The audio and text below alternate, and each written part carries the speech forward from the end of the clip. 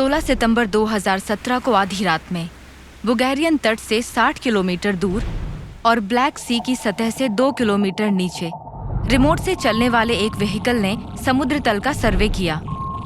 ऊपर रिसर्चर्स को वीडियो भेजे। अचानक अंधेरे में उसे एक और भूतिया जहाज दिखाई दिया, लेकिन वो किसी दूसरे युग का अवशेष था। बेशक वो एक प्राचीन जहाजी मलबा था, लेकिन इसका पाल, रोइंग बेंच और ऊपरी डेक का कुछ हिस्सा एकदम सही सलामत था। ये एक प्राचीन रोमन जहाज हो सकता है, लेकिन देखने में ये उसके जैसा नहीं था। खासकर इसका चौड़ा रडर ब्लेड, जो उस चित्र से मिलता जुलता था जो और भी पुराने ग्रीक वास पर बना था। एक सटीक जवाब पाने के लिए रिसर्च टीम ने मलबे से 3 सैंपल्स लिए और रेडियो कार्बन डेटिंग ने इसके प्राचीन ओरिजिन की पुष्टि की। ये जहाज 350 से 410 ईसा पूर्व के बीच का बताया गया। ये असल में अब तक पाया गया सबसे पुराना जहाजी मलबा था।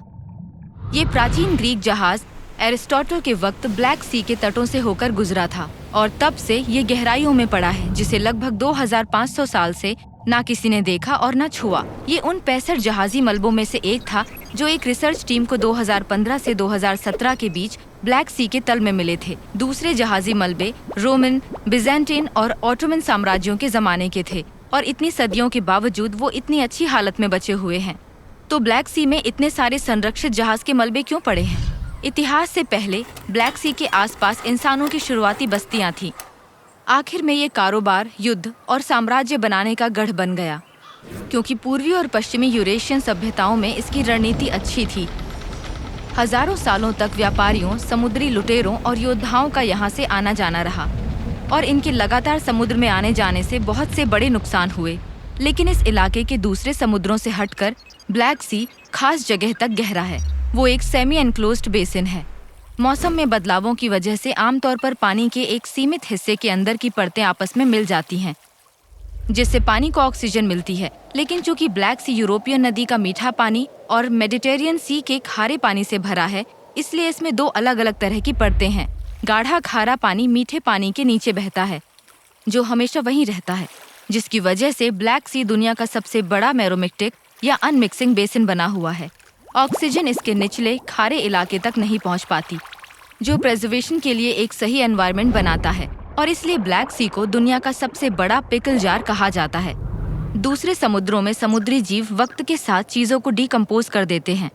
जैसे कि प्राचीन ग्रीक शिप मेडिटेरियन सी में डूबा होता तो आज शायद कोई ऑर्गेनिक मटेरियल नहीं बचा होता। लेकिन ब्लैक सी की गहराई में सिर्फ एनोरोबिक बैक्टीरिया जिंदा रह सकते हैं, जिन्हें ऑक्सीजन की जरूरत नहीं होती। इसलिए प्राचीन जहाजों को आज भी ओरिजिनल कार्गो ले जाते हुए पाया जा सकता है, जिनकी लकड़ियों पर नक्काशी और उनकी पाल की रस्सियां अभी भी सही सलामत हैं।